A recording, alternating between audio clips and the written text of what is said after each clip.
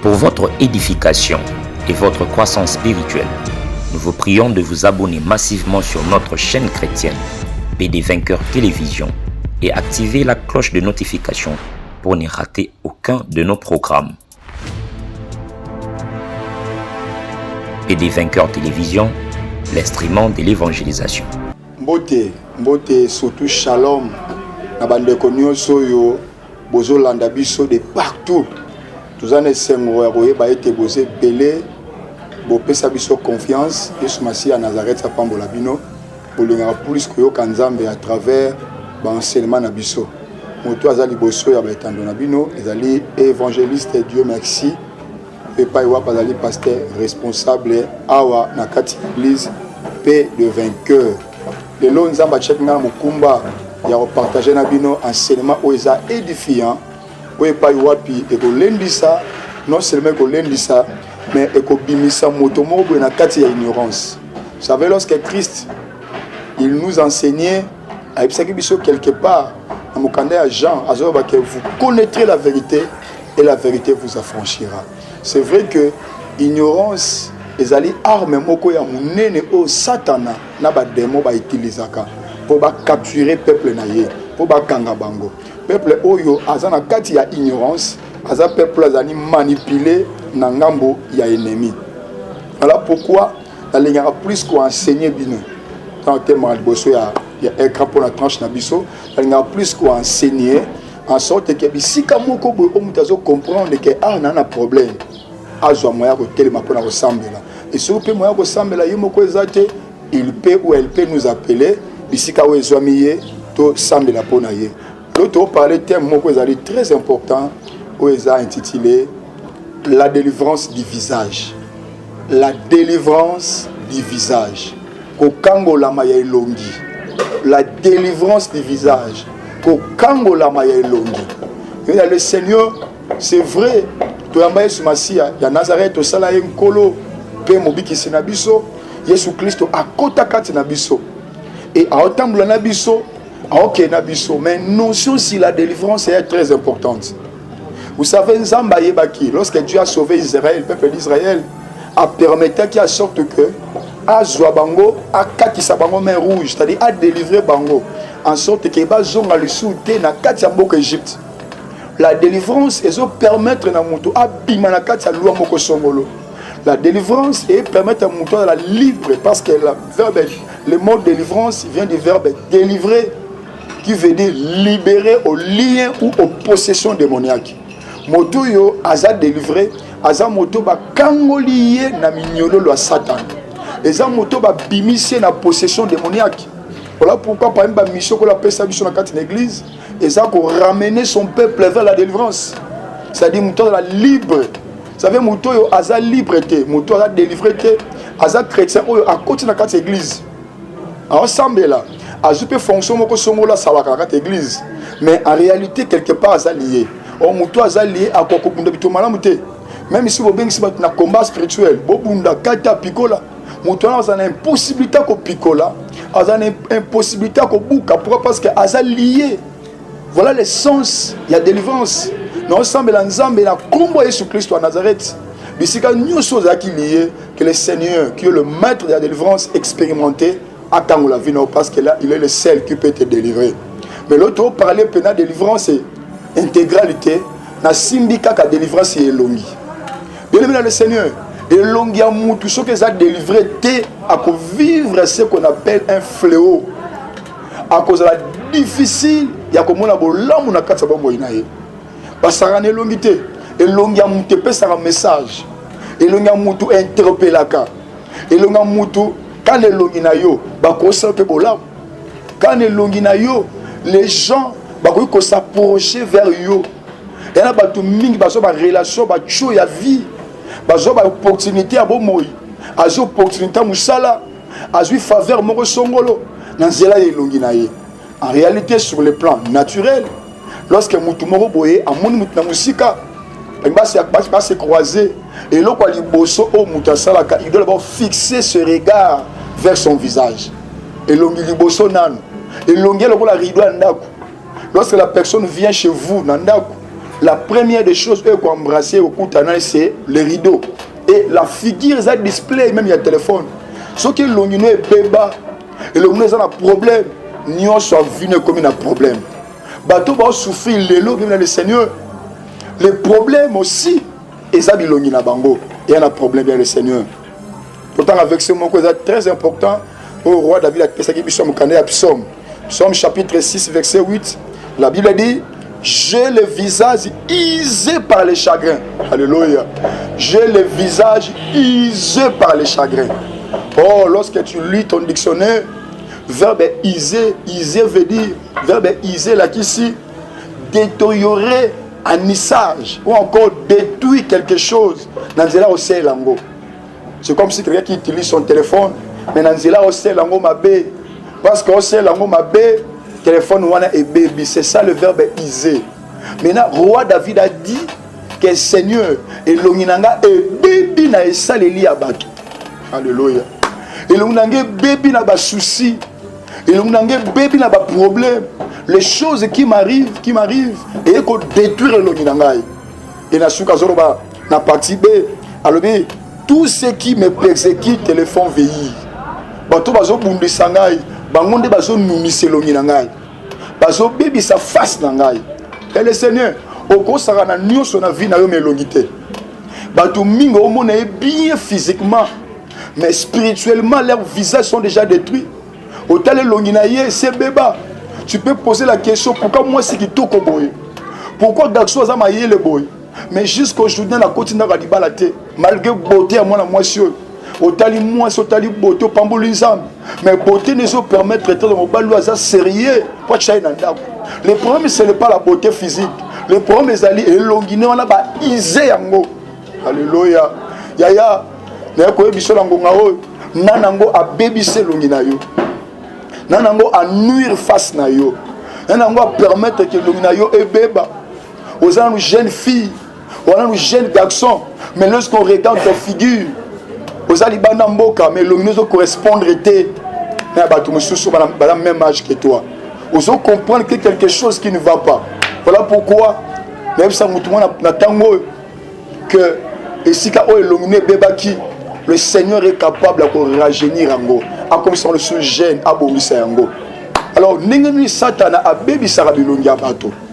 Comment le diable a nuire Bilongia Bato. Et ça, va porte d'entrée. Et il y a accès au diable à Kotaka. Et il y a accès au diable à Salaka. En sorte que Elongia Moutou et Beba.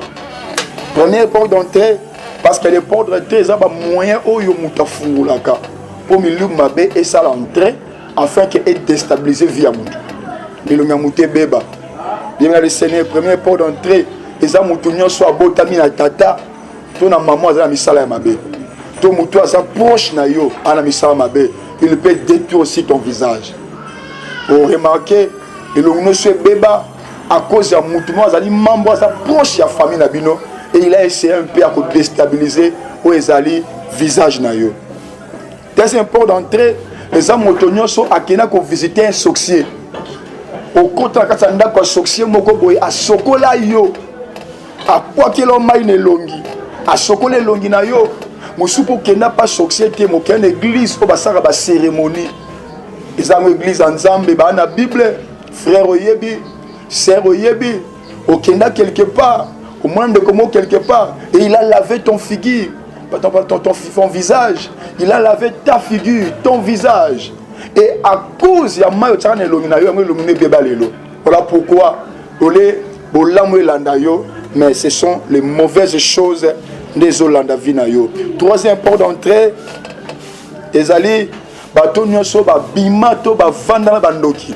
Maman nangai ceux qui ont moi mobali ya sorcier papa zaki mobali ya une sorcière et que bo vanda nenda ku moko ou encore bo sande bo lingo bo coucher ensemble et que cet homme azaki ou bien sataniste azaki magicien azaki sorcier azaki mutu moko boye ozo travailler en homme et conscience avec le diable yeba et que visage na yo et un problème parce qu'il va exécuter ton visage. Imaginez kaka la relation normale boye na mutema on peut appeler ça moto so za ina moto ensemble bu kabwani ozo souhaiter moto akabwana beba ceux qui sont bongo comme thème à passe bosko muto aza sorcier aolinga jamais place au kéo mon kimia aolinga jamais place au kéiba sepelana yo. Voilà pourquoi lorsque tu avais couché un sorcier, couché avec un sorcier, il faut vivre ce genre de choses. Et ça va te nengwanande ba monaka. Mutu muso azwe longina ya lati ya moi qui fait muso kingo. Ozando kite yo yebi. Mais ba lota ko mabe, ba zo loto mabe te po yo ozando ki. Ba zo loto mabe parce que mutu bimana ye azaka sorcier a bebise longina yo. Nani asela ke longina yo. Alors ne ko lokane longina yo. Alors que freiner mutune longina yo. Alors que ko destela na longina yo mutango zanani. Mais le Seigneur, la Bible dit si vous entendez ma voix n'excessez pas le cœur.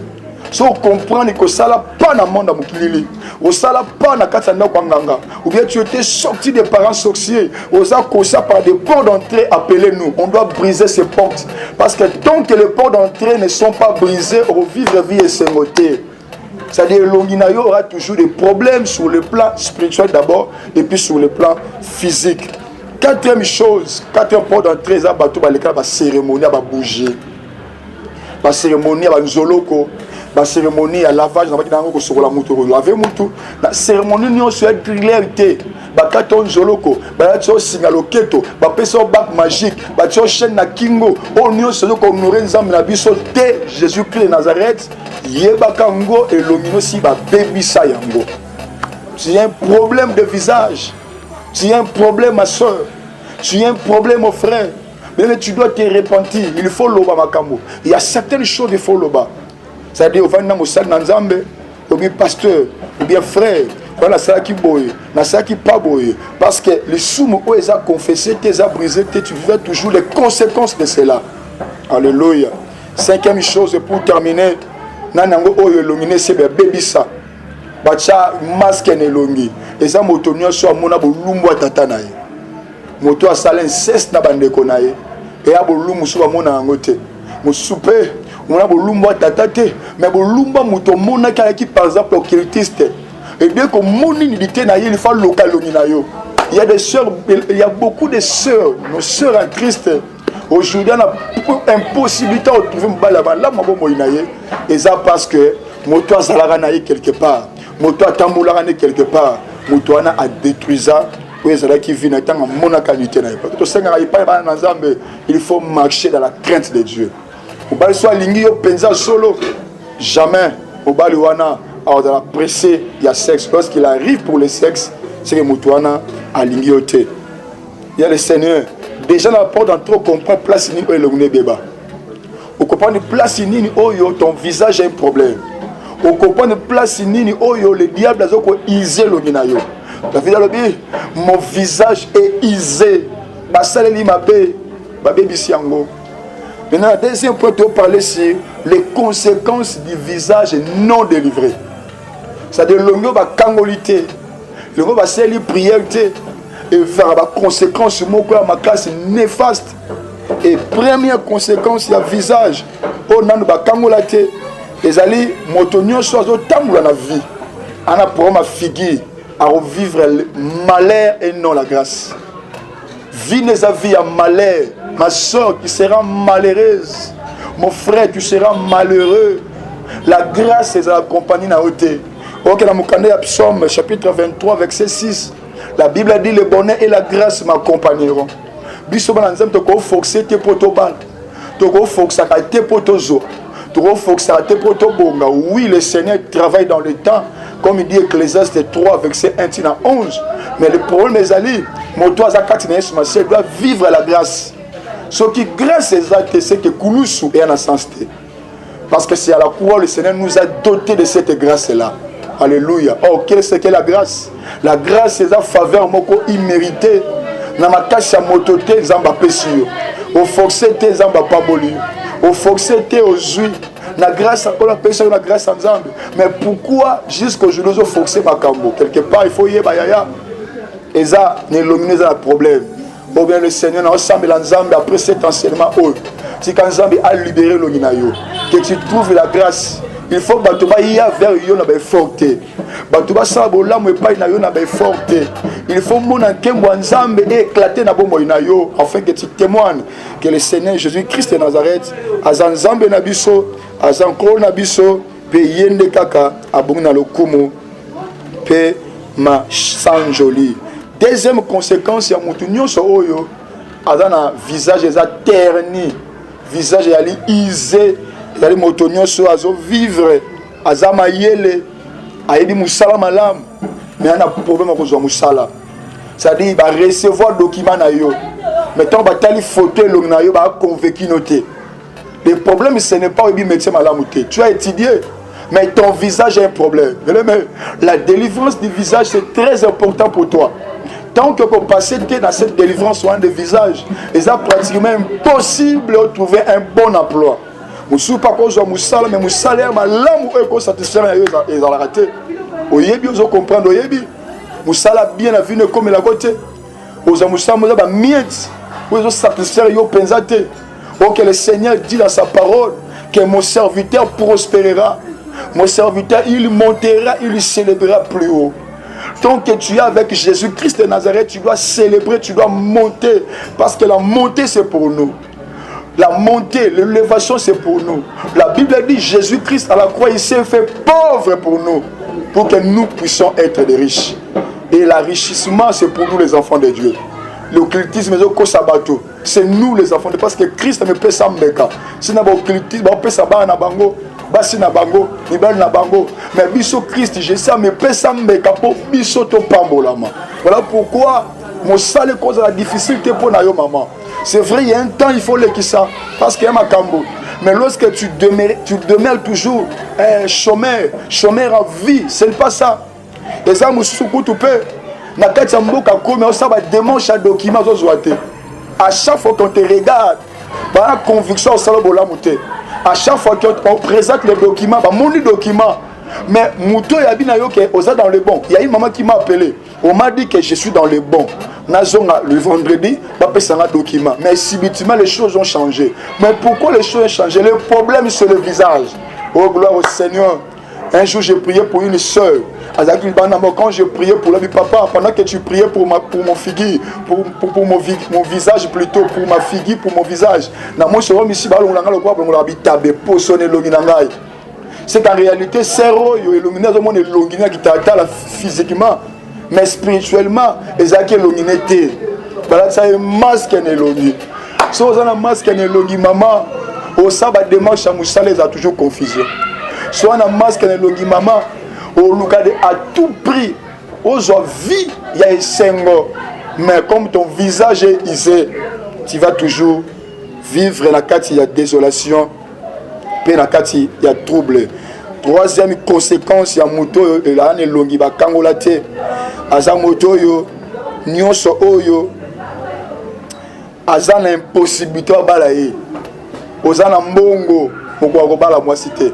Moi ça koye pa na yo po achina mbongo to bana linga na Kinshasa achina mbongo zanango ça dit ozwaka basi nyonso ozwaka bala toujours moins sérieuse obake basi ya poto ba mabe basi ya ngola ba mabe basi non problème ça bango il y a des gens ils ont trouvé des femmes na ngola na poto ba balana bazana kimia sauf que yo toi tu as un problème moto nyonso aza sérieux aye pas changer destin na yo akoya amona figure na yo kima yo moto ako lingo aza moto bien aza sorcière fille aza sorcière ou bien fille aza moins sérieuse nde moto ondima yo et puis yo so comme na ye akoya pas déstabiliser vie na combien de garçons vont souffrir mais pour la sœur moto nyo selon ma beya akoya ka pour nzoto na akoya pas baloter si tu as de l'argent il viendra pour ton argent mais on a pensé que pourquoi? Parce que l'ongio ya yoana il y a un problème. Mais si vous plaît, les gens n'ont pas balle, mais si vous plaît, mon balle est sérieux pas limbo, c'est tout un problème. Yo yebi.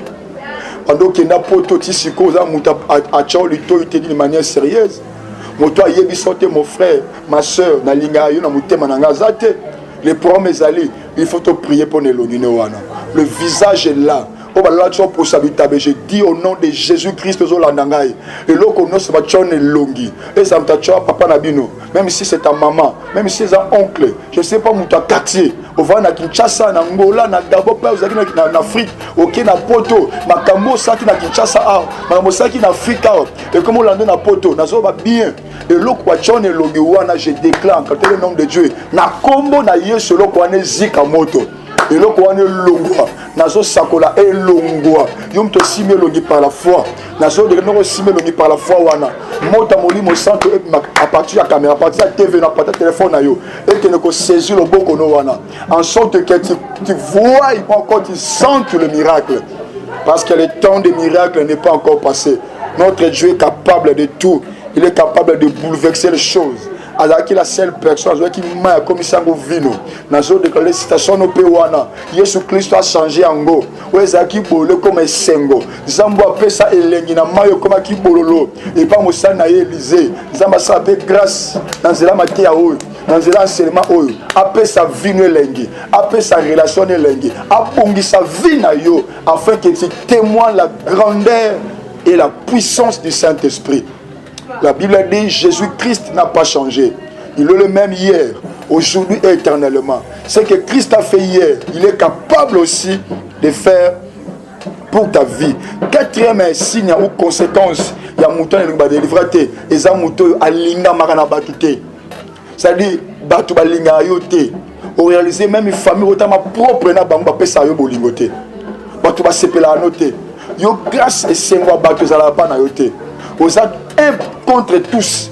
Au sein ma bête, au final batouté, au comprenez pourquoi on t'aime pas. Comme il y a une maman qui m'a dit en allemand, j'ai demandé à ma est-ce que maman a succès, papa. Je n'ai jamais touché la sorcellerie. Mais les enfants ne m'aiment pas. Il y a un diable capable. Il y a besoin de l'onginayo à Bébisiango. Et lorsque les enfants dorment, entre-temps, tu n'es pas sorcière. Pourquoi Pourquoi c'est vrai dans la vie. Nous allons toujours trouver les gens qui non, mais si on comprend que la quantité de gens, la plupart des personnes il y a un problème de visage, on doit prier pour toi. La Bible dit, sur le Fils de l'homme vous affranchit, vous serez réellement libre. Et celui qui nous franchisse, c'est celui qui nous aime beaucoup. La Bible dit dans Romains 8:37, dans toutes ces choses, nous sommes plus que vainqueurs. Parce que c'est lui qui nous a aimés. Parce que cet homme nous a aimés, il a besoin qu'on libère. Nakati ya haine ya bateau. Tu vas boire qui ça yo.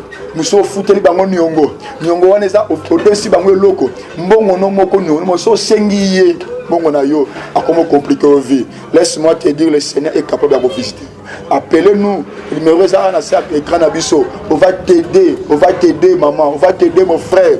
En sorte que tu trouves la délivrance de ton visage. Cinquième conséquence, il y a des gens. Ce qui a beaucoup de gens et comme maman me manifeste par la figure. J'avais reçu une sœur en 4 églises. La sœur était venue et papa, il y a des garçons, bah on comprend que la salle constant et l'onginangai na copain comme il y a konuna. On a mutuba bouton et l'ongezo silate. Au chama futa mais l'ongezo changé te. Il y a so remarqué que l'on a bongo un problème. Hein, au côté au luki ba dermatologue. Batala epo elongina yo et ba comme le ba mafuta ko pakola ba traiter po na yo mozo réaliser que zo changer te ça peut aussi être le masque à vieillesse au ba l'action elongi mais il y a une solution pour toi ma sœur. Lorsque tu es fatigué, il y a un véritable dermatologue qui s'appelle Jésus-Christ de Nazareth. Il est capable, je te dis, il est capable de changer ta figure. Paix sans âme de confiance. Si ton père a échoué, si ta maman a échoué, mais cet homme, l'homme de Galilée, l'homme de 33 ans, c'est lui qui dit un seul mot, les choses s'accomplissent. C'est lui qui était monté seul contre tout le monde. Il a vaincu le diable et ses démons à la montagne de Golgotha. Et cet homme-là a crié une voix forte que tout est accompli.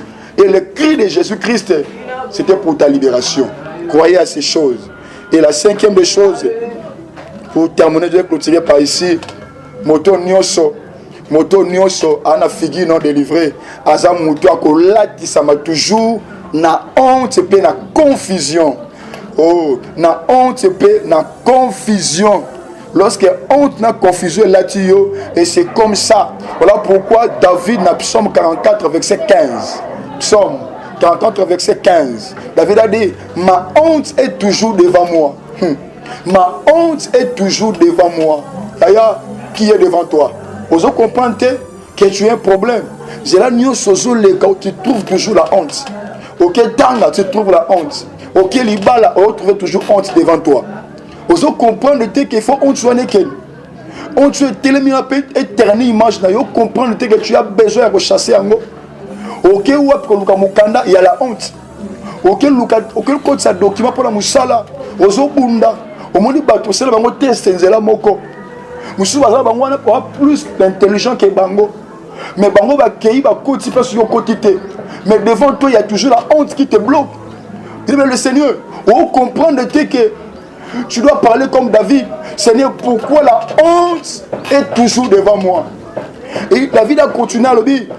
Et la confusion couvre mon figure, mon visage plutôt. La confusion couvre mon visage. Il y a des gens, dans tout ce qu'il fait, il y a toujours la confusion. Ok, il y a la confusion. Il y a aussi la nini. Je te dis, Yaya, si tes parents étaient des sorciers, ce n'était pas toi. La Bible dit ce proverbe ne se dira plus en Israël. Et que bango balie mangla bango ngai bango moko, balokani bango moko, banvoutane bango moko, et bango biso ba innocent, to subir conséquences. Je dis à une maman, un papa, ozolanda ngai, oko vivre la confusion te na bomo ina yo. Oko vivre honte te. Honte vivre qui tala. On va le soutenir. Non, on peut se prophétie. On peut se méditer en gros. Livre Kangango Makas. Non, clôturé par prophétie à Isaïe. Quand j'ai préparé cet enseignement, les prophéties Isaïe. Isaïe chapitre 54, verset 4. Écrit en gros, comment on a moutou na yo. Isaïe est passé. Isaïe s'adressait à Israël. Mais aujourd'hui, Isaïe ne plus. C'est nous qui sommes là. Donc, c'est-à-dire, pensez eux, écriture eux, pensez eux, et comme Père Abisso, oh gloire à Dieu, Nania comme tout le monde a connu, les sakoli, oh Esaïe comme Yangai, gloire à Dieu, les sakoli comme Yangai. Mais qu'est-ce qu'Esaïe dit? Esaïe dit ceci, ne crains pas. Oh, le verset commence par ne crains pas. Motomo a souffert tant molaï mo salé zate ne crains pas. Moutou abundi malgré beauté na yo. Échec est toujours le domaine à fiançailles à l'ibal. Dieu m'a mandaté pour te dire par les écrits. Il y a Esaïe, ne crains pas. Ne crains pas, il y a une opportunité. Parce que bazo finga yo. Moussou zano sorazemi bien bima. Le Seigneur m'a dit de te dire ne crains pas. Ne côté à moutafua. Moutou azo comprendre que Christ a matin ne plus pour na biso nyoso. Oh bazuka te. Biso tout Christ est monté pour tout le monde. Ne crains pas. Ozo mona. Au monde en sauté. Je dois parler comme Moïse face à Israël. Les Égyptiens que vous voyez, vous ne les verrez plus jamais. Je te dis, ma soeur, au nom de Jésus, honte aux mona, tu ne la verras plus jamais. La confusion que tu vois là, tu ne la verras plus jamais. Et ça passagère. Et comme à Sangoponayo, tu dirais aux gens, je suis passé aussi par ici. Tu dirais aux gens, moi aussi j'ai vécu ce genre de choses, mais c'est déjà passé. La Bible dit, ne crains pas, car tu ne seras plus confondu. Alléluia. Alléluia. Je parle à toi, maman, aux alessous confondus. Au nom de Jésus-Christ de Nazareth, tu ne seras plus confondu. Oh, et Pierre qui passe le lobby, le Pierre le sous passe. Pierre se choix qui lobby, toi quoi souhaiter. Et l'on va baby ça qui wana na monde à ténèbres. Ba souffle qui mo pépé na bango. Ba souffle qui milinga na bango. À chaque fois que tu fais un pas vers la réussite, que tu requiers encore davantage. Mais je déclare, tu ne seras plus confondu. Car il est écrit dans le canap 25, verset 3, la Bible dit, tous ceux qui espèrent en lui ne sont jamais confondus. Alléluia. Tu ne seras plus confondu. À côté de la Bible, ne rougis pas, car tu ne seras pas déshonoré.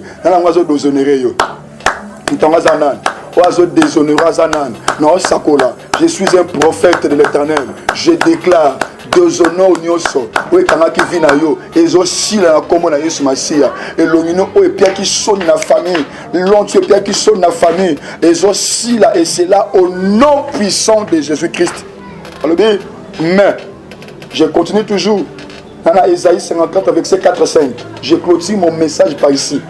À continuer à dire, mais je dis à quelqu'un, mais oh, au salito, au kanazemite, mais oh, au salito, quand tu vas demander partout, oh, ça m'a salaté, l'élo, mais na mutuma banda kunaye na nyoka mi na vie o ya pasi mais mutuma ba ke na kotisi recours pour la document na carte mboko nazali mais et simba qui te mais la Bible dit tu oublieras la honte de ta jeunesse ma broche que menege nazo bisa mutumoko na okobosa na pasi wana okobosa na soni wana le Seigneur m'a dit de te dire tu oublieras cela okobosa na yango et comment qui na vie na yo pour enseigner comment tu peux marcher et comme la qui yo pour se souvenir nini nzamba tombola kamutu mais le quoi c'est le qui tu vas oublier la souffrance du célibat tu dois oublier la souffrance du chômage tu dois oublier la souffrance de condamnation tu vas oublier la souffrance de mari femme de nuit tu vas oublier la souffrance de souffrance tu oublieras cela si tu crois cela dis 3 fois amen alléluia amen amen. Amen. La Bible a continué par dire, tu ne te souviendras plus de l'opprobre au cancer consulté. Alléluia. Moi c'est Azemi. Moi c'est Azemi. Je suis Mukumba. Pas ces alaranans. Pourquoi? Parce que l'enfant qui est en elle a opéré ses caprices, a opéré ses passer. Ozomona, papa Ozomona, Makambo Simbate, parce que tu portes un enfant. Et cet enfant-là s'appelle la promesse, s'appelle la bénédiction. Mais la Bible dit ceci, lorsque moi si abotaka, moi nabimi, à cause ya esengo, oya moni moi na botami, abosa na passe à douleur, ya moi na oyo, na passe à zemo za kinango. J'ai dit à une femme, oh souffrir ta moulaï, et ozobima, et ozozwabilaka. Tu vas oublier la souffrance de ton passé. Et le Seigneur, Zambé, a sa la faveur par cet enseignement oyo et bouleverser intention na yo, mutu na yo, intelligence na yo. On doit prier pour toi. Ce que vous allez concerné par rapport au visage na yo, appelez-nous, les numéros sont là. Donc, sambe la peau na yo, en sorte que l'ongi na yo et fungwama, yo peut trouver faveur et pas bateau. C'était votre serviteur, l'évangéliste Dieu merci, Mouzola. Si tu veux nous appeler, nous serons là pour prier pour vous. Merci. Merci beaucoup à mon épouse, Jancy Mouzola. Merci à l'église Mobimba, il y a paix des vainqueurs, que le Seigneur vous bénisse. Ce qui est sur Christ à Nazareth, à Zongi Lissusute, on va encore vous préparer un autre enseignement, tout pour la gloire de Jésus-Christ. Que le Seigneur vous bénisse. Bye. Pour votre édification et votre croissance spirituelle, nous vous prions de vous abonner massivement sur notre chaîne chrétienne PD Vainqueur Télévision et activer la cloche de notification pour ne rater aucun de nos programmes. PD Vainqueur Télévision, l'instrument de l'évangélisation.